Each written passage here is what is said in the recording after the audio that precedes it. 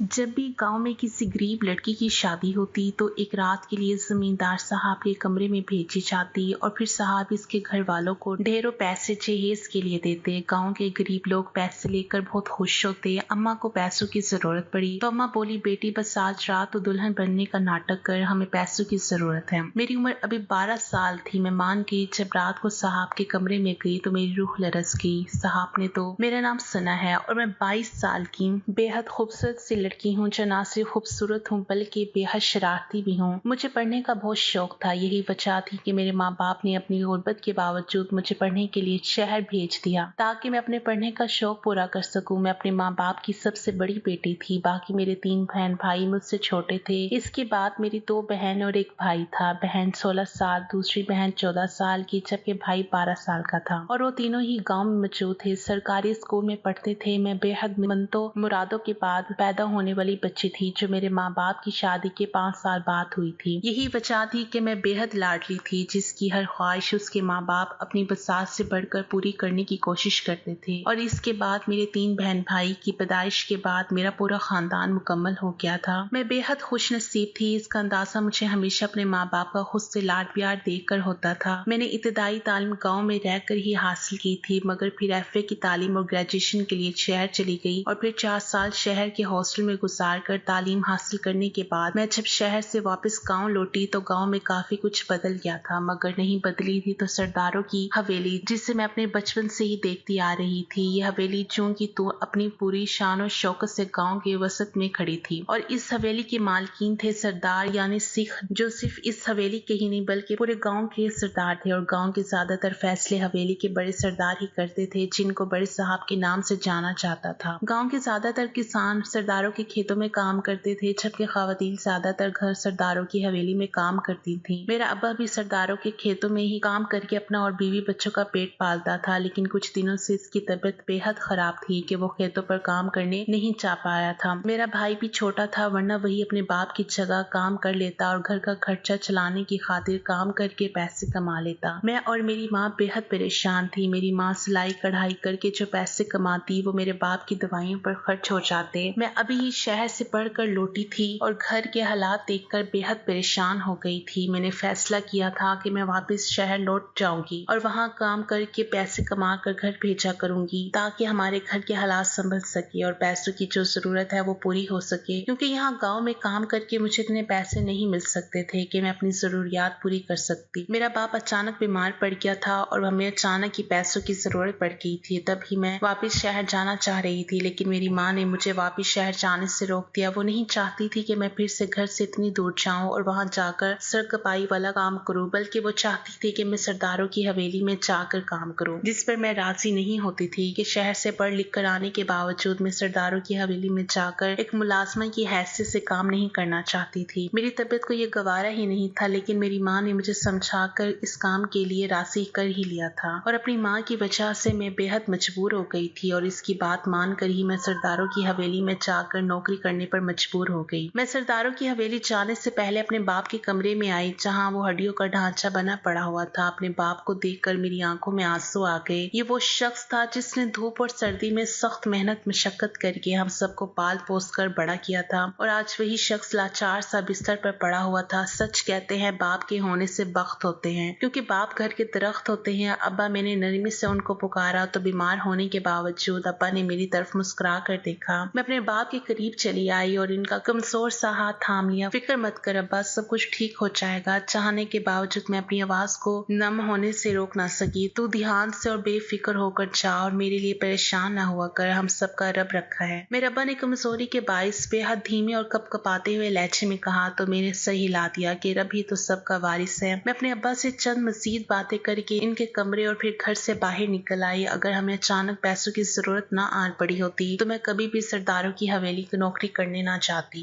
कि शानदार और अपनी मिसाल आप होने के बावजूद मुझे वो हवेली बेहद पुरअसरार और अजीब लगती थी, लेकिन मजबूरी का नाम शुक्रिया के तहत मैं वहां जाने पर मजबूर हो गई और जल्द ही पैदल ही चलती हुई सरदारों की हवेली पहुंच गई। पहले तो चौकीदार ने मुझे अंदर ना जाने दिया, लेकिन जब मैंने बताया कि मैं यहाँ नौकरी करने की गर्ज से आई हूँ तो मेरे लिए हवेली का दरवाजा खोल दिया गया। मैं कुछ झिझकती हुई हवेली के अंदर चली आई, क्योंकि मेरा पहली बार सरदारों की हवेली आना हुआ था। अंदर आने के बाद मेरी आंखें खुली की खुली रह गई थी, क्योंकि हवेली बेहद बड़ी और खूबसूरत थी और जितनी खूबसूरत बाहर से नजर आती थी इससे बढ़कर शानदार और शान और शौकत वाली थी। मैं हैरान होकर आगे ही बढ़ती चली जा रही थी, यहाँ तक कि अंधाधुंध और लापरवाही से चलते हुए एक औरत से टकरा गई जो अपने होलिये से मुझे मुलाजमा ही लग रही थी। कौन हो तुम और यहाँ क्या कर रही हो? इस आम सी मुलाजमा ने मुझसे करख्त लहजे में पूछा तो मैंने उससे बताया कि मैं यहाँ नौकरी के लिए आई हूँ। मेरे इस जवाब पर उस मुलाजमा ने मुझसे मेरे बारे में छोटे मोटे सवालात किए, यूं जैसे मेरा इंटरव्यू कर रही हो, और फिर मेरा सर से पैर तक गहरी नजरों से जायजा लिया, जिस पर मैं एक पल को घबराई, मगर फिर इसने मुझे काम देने का वादा करके दूसरी मुलाजमा के साथ किचन की तरफ रवाना कर दिया कि आज मैं किचन में काम करूंगी। दूसरी मुलाजमा जिसके साथ मैं किचन में आई थी उसने मुझे बताया कि वो सारे मुलाजमाओं की हेड मुलाजमा थी और वही तय करती थी कि किसे कौन सा काम देना है और किसे काम पर रखना है और किससे नहीं। मैं सर हिलाकर इस मुलाजमा के साथ काम करने लगी और फिर बातों बातों में इससे इसके बारे में पूछती भी रही। वो भी इस गांव की थी और पैसे कमाने की गर्ज से यहाँ काम करती थी। सरदारों की हवेली का एक असूल ये भी था कि यहाँ पर जितनी भी मुलाजमाएं काम करती थी वो सारी की सारी रात को इसी हवेली में रहती थी और किसी को अपने घर जाने की इजाजत नहीं थी। मुझे यह असूल अजीब तो लगा, लेकिन फिर मैंने सर झटक दिया कि चलो ये भी अच्छा है, मुझे यहाँ से ही खाना वगैरह मिल जाया करता तो घर पर मेरा खर्चा भी ना होता और कुछ ना कुछ बचत हो जाती। हेड मुलाजमा ने मेरे कहने पर मुझे आधी तनख्वाह पहले दे दी थी, जिससे मैंने अपने घर भिजवा दिया था ताकि इनकी जरूरियात पूरी हो सके। मेरी साथी मुलाजमा ने जब ये सुना कि मैं शहर से पढ़कर आई हूँ और फिर भी सरदारों की हवेली में काम कर रही हूँ तो वो कुछ हैरान हुई, मगर जब मैंने अपनी मजबूरी का बताया तो इनकी ये हैरानी भी जाहिल हो गई। मैं भी अपने काम में दिलचस्पी लेकर काम करने लगी ताकि अच्छे से काम करो और किसी को भी मुझसे शिकायत ना हो। मैंने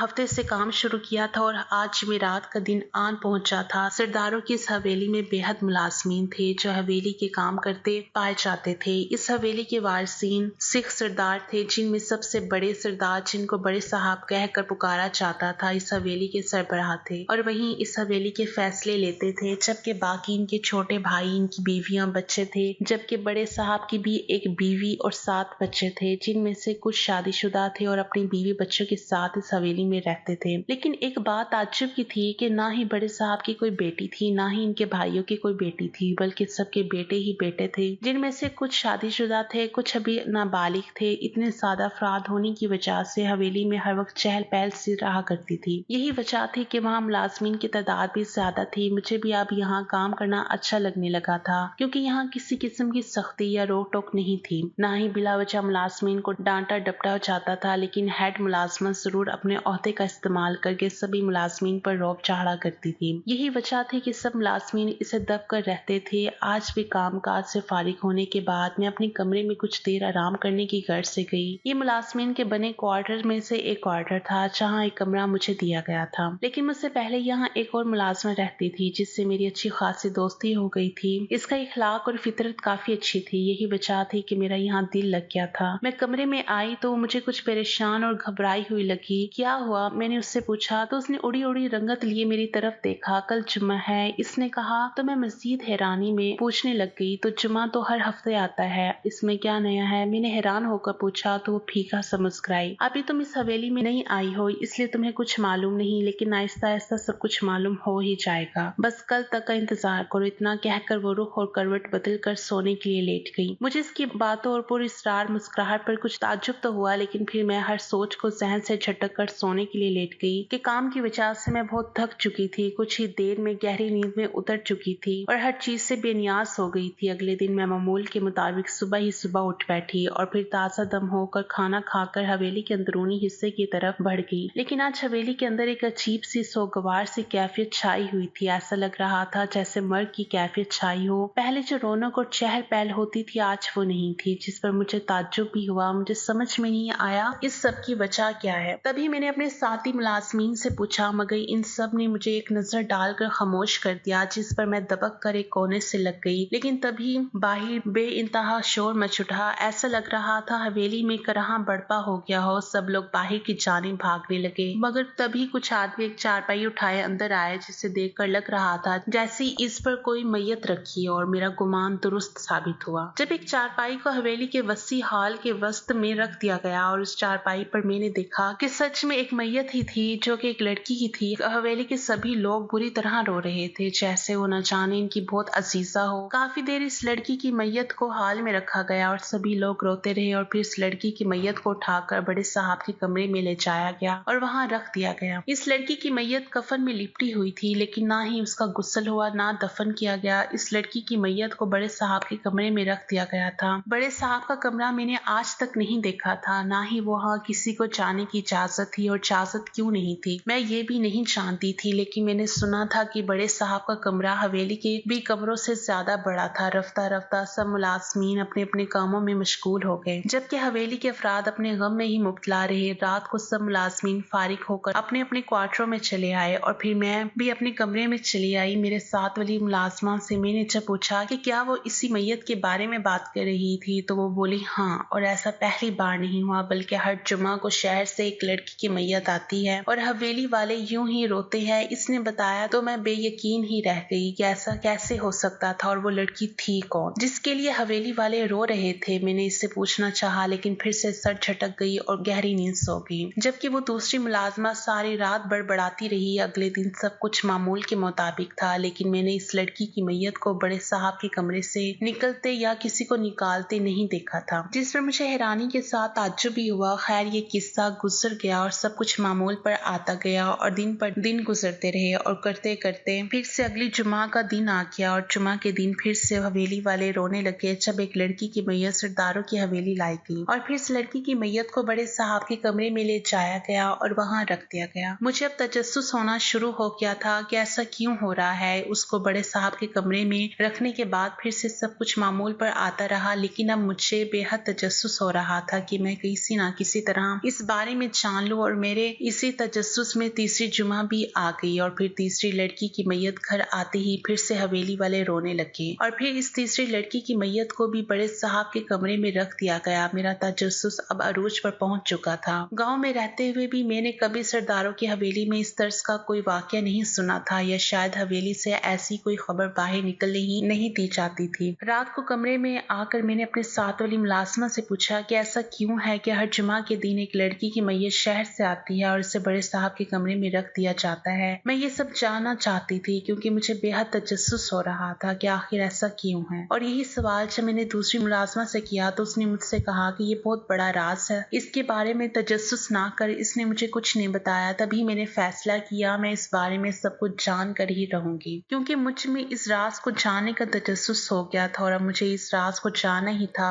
अब मुझे अगली जुमा का इंतजार था कि कब जुमा आए, इस लड़की की मैयत को हवेली लाया जाए और कब इस मैयत को बड़े साहब के कमरे में रख दिया जाए। और जैसे ही वो मैयत बड़े साहब के कमरे में रखी जाती, मैं चुपके से जाकर इस मैयत को देखती कि आखिर हवेली वालों का इस लड़की से क्या ताल्लुक होता है जो हर जुमा को शहर से आती है, और इस मैयत के साथ होता क्या है, और वो बड़े साहब के कमरे में क्यों रखी जाती है। अपने फैसले पर अमल करने की पक्की मोहर लगाते मैं सो गई थी और फिर से अगले दिन जाकर आने वाले जुमा का इंतजार करने लगी थी जो अपने वक्त पर आ भी गया था। उस दिन भी जुमे का दिन था जब शहर से एक लड़की की मैयत लाई गई और फिर इसे देखते ही सारे हवेली वाले रोने लगे। कुछ ही देर में इस लड़की की मैयत को बड़े साहब के कमरे में ले जाया गया जो कफन में मलबूस थी। सबका ध्यान इस मैयत से हटाकर मैंने चुपके से सब पर निगाह दौड़ाकर जायजा लिया। कोई मेरी तरफ मुतवज्जा तो नहीं, लेकिन सभी अपने अपने कामों में मशगूल हो गए थे, जिस पर मैं सुकून भरा सांस भरकर बड़े साहब के कमरे की तरफ बढ़ी, लेकिन ये देखकर दंग रह गई कि बड़े साहब का कमरा पूरा का पूरा खाली था और कमरे के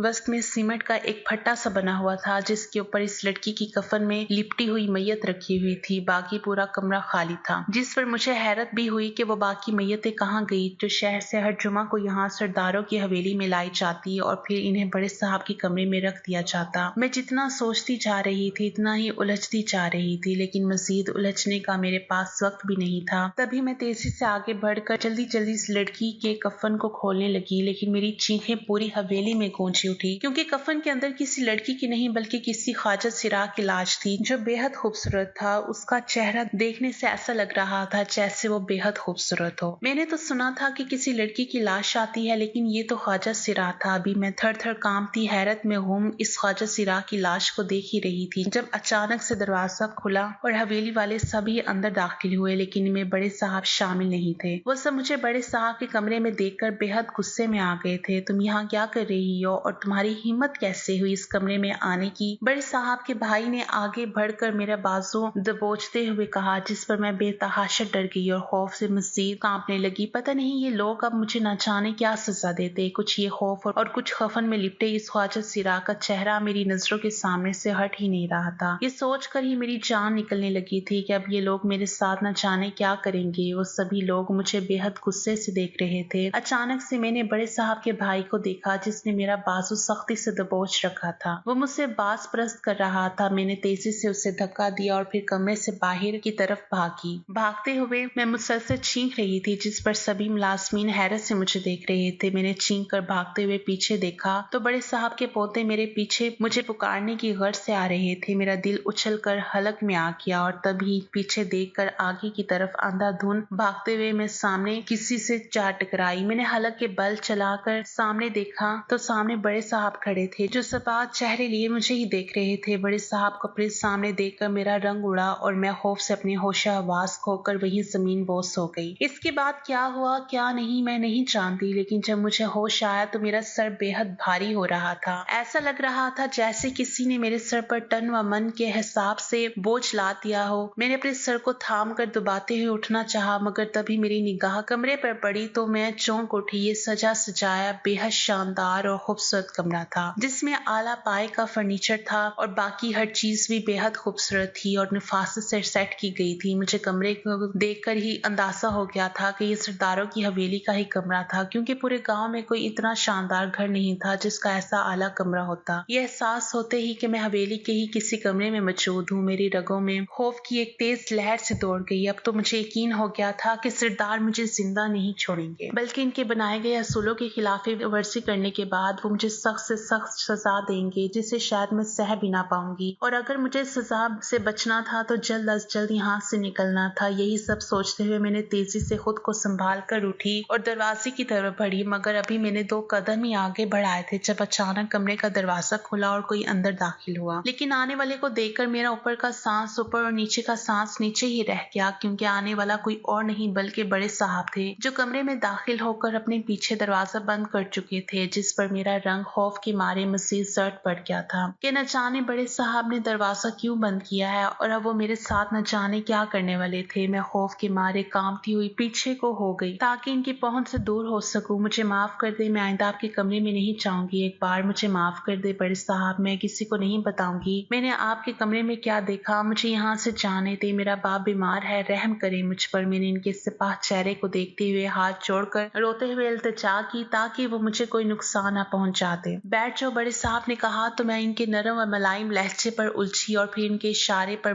बेड के किनारे पर टिक गई, लेकिन मेरा जिस्म अब भी खौफ से कांपता जा रहा था। बड़े साहब मेरे सामने कुर्सी घसीट कर बैठे और बागौर मेरा चेहरा देखने लगे, जिस पर मैं जज्ब हुई। तुम मेरे कमरे में क्यों गई थी? तुम बड़े साहब ने पूछा तो मैंने अपना खुश्क पड़ता हलक तर किया। आज से पहले मैंने कभी बड़े साहब की आवाज नहीं सुनी थी, ना ही उनको बोलते हुए देखा था। तभी आज इनकी आवाज सुनकर कुछ हैरान हुई थी, लेकिन इनके सवाल पर मैंने उनको सब कुछ बता दिया कि मैं अपने तजस्सुस की वजह से इनके कमरे में जाने पर मजबूर हुई थी। मेरी सारी बात सुनकर उन्होंने सर झुका लिया और ना जाने क्या सोचने लगे, लेकिन इनको यूं देखकर मेरे खौफ में मजीद इजाफा होता जा रहा था। अचानक उन्होंने सर उठाया तो उनका चेहरा आंसू से भीगा हुआ था, जिनको देखकर मैं दंग रह गई और कुछ उलझी भी कि वो क्यों रो रहे हैं, वो भी इतना शदीद। मेरी शादी मेरी पसंद से, मेरी फूफो की बेटी से हुई थी। मैं बहुत मोहब्बत करता था उससे कि एक पल भी उससे दूर रहना गवारा नहीं था। मेरा बाप चाहता था कि मेरी शादी मेरे दोस्त की बेटी से हो, लेकिन मैंने अपनी बीवी के रूप में हमेशा फकत गुलनाज को ही सोचा था और किसी और से कभी भी शादी नहीं करना चाहता था। यही वजह थी कि मैं अपने बाप के सामने डट गया और गुलनाज से शादी करके ही दम लिया। अपनी मोहब्बत को पाकर इससे शादी करके मैं फूले न समाता था और खुद को बेहद खुश नसीब समझता था। लेकिन मुझे अपनी खुशबख्ती पर गरूर तो तब हुआ जब शादी के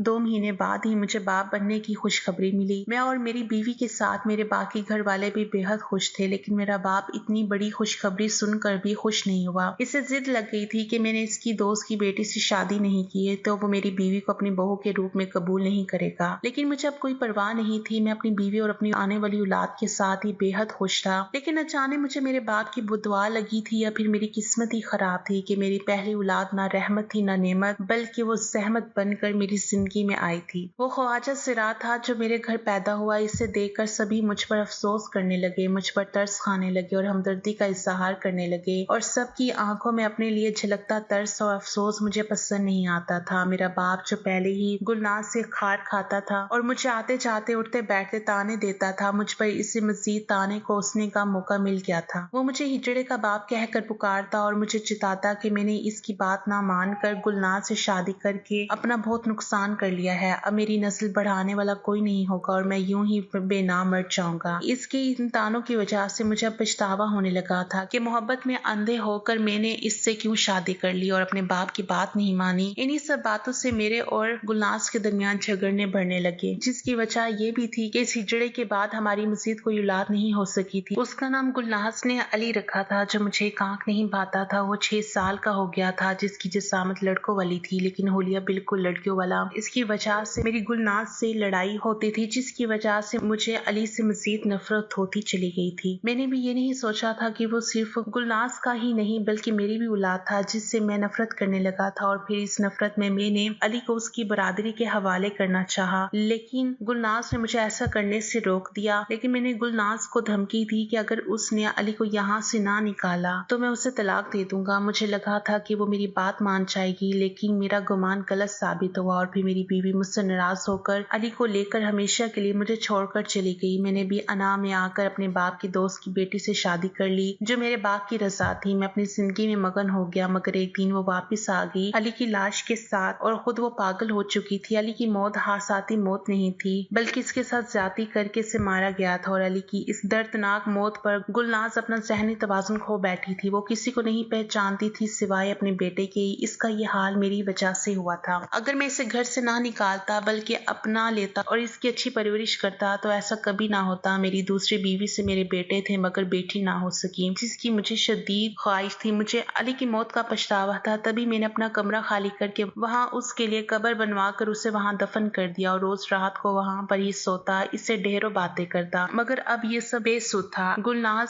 मुझे ऐसे देखती तो कह के लगाती और इस सब का जिम्मेदार मुझे करार देती, जो कि सच भी था। अली की मौत के बाद 1 महीने बाद वो भी मर गई, मगर चाहते चाहते बदुआ देगी कि मेरे खानदान में कभी बेटी पैदा ना हो। और एक माँ की बदुआ कभी रद्द नहीं होती। इसकी बदुआ कबूल हो गई और इसके बाद खुदा ने कभी इस हवेली में अपनी रहमत नहीं उतारी। इनके जीते जी किसी को इनकी कदर ना हो सकी, मगर इनके मरने के बाद सभी इनकी याद में आंसू बहाते। मेरा बाप जिसे अली से नफरत थी, वो इसी की कब्र पर सर पटक पटक कर मर गया। मेरे पछताने का कोई फायदा नहीं था, लेकिन मैं अब किसी अली को मरते हुए नहीं देखना चाहता था। तभी शहर में ख्वाजा सिराहों का घर बना दिया जहाँ वो रहते थे। लेकिन शहर में जितने भी ख्वाजा सिराह मरते, उनको हर जुमा को यहाँ पर निलाया जाता, जहाँ रात के अंधेरे में गांव से बाहर बने कब्रिस्तान में इन ख्वाजा सिराहों को सबसे छुपकर दफना दिया जाता, क्योंकि ख्वाजा सिराह को तो लोग कब्रिस्तान में भी जगह नहीं देते। इनके जनाजे में शिरकत करना तो दूर की बात है। ऐसा करके मैं अपनी जमीन को मुतमईन करता हूँ और अपनी जमीन पर सारा बोझ हल्का करने की कोशिश करता हूँ। सब मुलाजमीन को यही लगता है कि वो मैयत एक लड़की की होती है, जबकि ऐसा नहीं है। न जाने कितने ही अली ऐसे ख्वाजा सिराह हैं जिनको इनके घर वाले कबूल नहीं करते और वो यूं बेनाम ही मर जाते हैं कि इनको दफनाने वाला भी कोई नहीं होता। तभी मैं इनको दफना कर इनकी रस्मात पूरी करके अपनी जमीन पर बड़ा बोझ हल्का करने की कोशिश करता हूँ, ताकि मेरा बेटा मुझसे राजी हो सके, जो मुझसे ऐसा रूठा है कि मेरे ख्वाब में भी नहीं आता। इसकी हकीकत गांव में कोई नहीं जानता था। सबको यही लगता था कि वो एक लड़की है जो मर गई। तभी मैंने इसके मरने के बाद भी इस हकीकत को कभी सामने नहीं आने दिया। मैं जानता हूँ मेरा ये अमल मेरे साबका गुनाह को नहीं धो सकता, लेकिन कोशिश करता हूँ ताकि मेरा अली मुझसे मजीद खफा ना रहे, जिसके जीते जी मैं इसे इसका हक ना दे सका। इतना कहकर बड़े साहब फूट फूट कर रोने लगे, जबकि इनके मुंह से सारा किस्सा सुनकर मेरी आंखों से भी आंसू रवा हो गए। मैं सोच भी नहीं सकती थी कि इस सब के पीछे ऐसी कोई कहानी होगी। मुझे माफ कर दे बड़े साहब। मैंने भी माफी मांगी। माफी मत मांगो, आज नहीं तो कल ये हकीकत सामने आ ही जाती। मैं तो बस ख्वाजा सिराहों का पर्दा रखने की कोशिश करता हूँ, ताकि लोग इनकी हकीकत जानकर इनसे नफरत ना करे। तुम इनकी हकीकत जान गई हो, मगर तुम इनका पर्दा जरूर रखना, बड़े साहब ने कहा। तो मैं फौरन सर हिला गई। बड़े साहब ने मुझे कुछ पैसे दिए। मैंने लेने से इनकार किया तो उन्होंने बेटी कहकर जबरदस्ती मुझे दे दिए, जिन्हें लेकर मैं घर वापस आ गई और किसी ने मुझे रोका भी नहीं। मैं सब कुछ जानकर दुखी थी और मजीद अपनी आंखों से ये सब नहीं देख सकती थी। तभी कभी वापस सरदारों की हवेली में काम करने नहीं गई और माँ से लड़ झड़ कर शहर चली गई, क्योंकि बड़े साहब के दिए पैसों से हमारी जरूरियात पूरी हो चुकी थी। नाज़रीन, ये थी हमारी आज की कहानी। वीडियो अगर पसंद आए तो लाइक और शेयर जरूर कर दीजिएगा और हमारे चैनल को जरूर सब्सक्राइब कर दीजिएगा, ताकि हर आने वाली वीडियो को नोटिफिकेशन नोटिफिकेशन बर वक्त आपको मिलता रहे। शुक्रिया, अल्लाह हाफिज।